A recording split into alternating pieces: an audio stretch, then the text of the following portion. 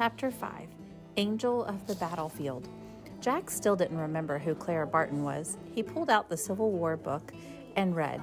Clara Barton was a famous Civil War nurse. When she began nursing, she used her own money for her supplies. She drove a horse-drawn ambulance right onto the battlefield to help save wounded soldiers. For this reason, she became known as the Angel of the Battlefield. Jack put the book away. Then he hurried to Annie. He looked at the woman sitting in the driver's seat of the wagon. She doesn't look like an angel, Jack thought. The woman was very small. She had a plain, serious face and dark hair pulled back in a bun. She wore a long black skirt and a black jacket. In the back of her wagon were more wounded soldiers in torn, bloody uniforms. They moaned and cried out. Nurses, both men and women, were putting the wounded men on stretchers. Clara Barton wiped her forehead. She looked hot and tired. "Can we help you, Miss Barton?" Annie asked. "Who are you?" said Clara Barton. "Jack and Annie," said Annie. "We're volunteer nurses. What can we do, Miss Barton?" Clara Barton smiled. "First, you can call me Clara," she said. "Second, would you ride with me back toward the battlefield? There are more wounded waiting to be picked up." "Sure," said Annie. Jack didn't answer. After seeing all the suffering men in the wagon, he was afraid of getting closer to the battlefield. "And you?" Clara asked Jack. Her dark, serious eyes looked right into his. Jack didn't want to admit he was afraid. "Sure, no problem," he said. "Very good," said Clara Barton. "Let's go." Jack and Annie climbed into the driver's seat next to her. By now, all the soldiers had been taken out of the wagon.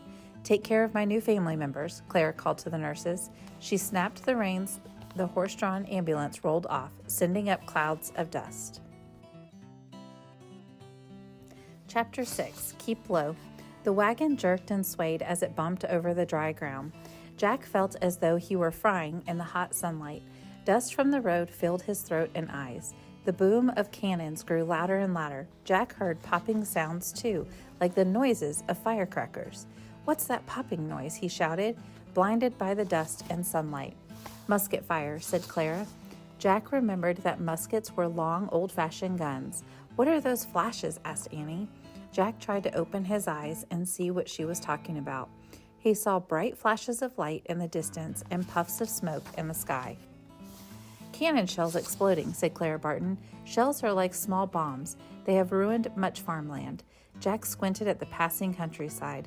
The ground was filled with ugly holes. Long ditches were also cutting through the fields. "Did the shells make those ditches too?" he asked. "No, those are trenches the soldiers dug for a battle," Clara said. "Each side digs their own. Day after day, they sit in the trenches, firing their muskets at one another." Jack tried to imagine how terrible it would be to sit in a trench all day, waiting to be shot or waiting to shoot someone else. "We have to get some water," said Clara. She drove the wagon to a narrow creek. A stream of water flowed downhill, running over rocks. The wagon came to a halt.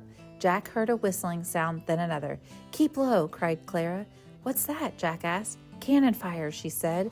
Jack and Annie crouched down in the driver's seat. Jack felt a rush of panic. He pulled out their list.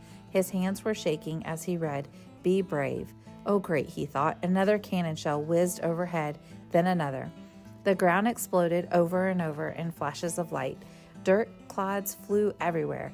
Clouds of smoke and more dust filled the air. The horses neighed and whined. "Be brave," Jack thought. "Be brave."